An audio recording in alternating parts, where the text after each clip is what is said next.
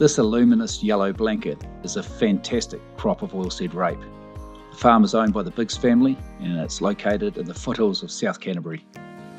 In January, the Good Oils grower suppliers are busy harvesting the oilseed rape crops.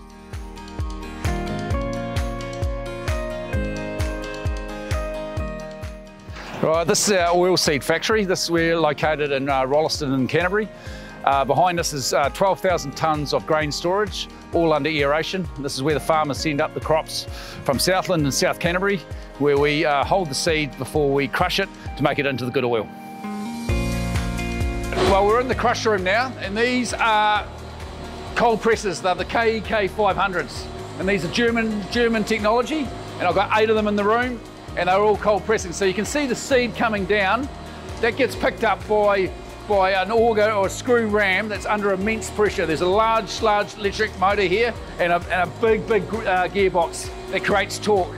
So the ram's moving at about 14 RPM, and the seed's squashing on itself, and then it releases the oil, and then the rest of the seed husk comes out the other end, and that's a stock feed. And that's a cold pressing process. Very simple. Seed and energy equals oil. And that's what goes into the good oil, straight in the bottle.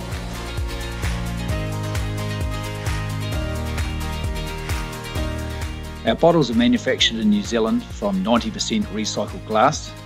We have gone for a dark green colour that helps preserve the quality of the oil in the bottle.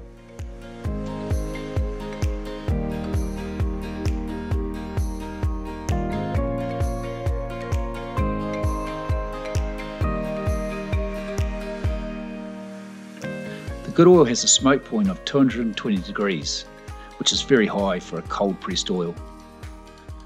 It has a mild buttery nutty flavours that enhances the flavour of foods rather than overpowering them.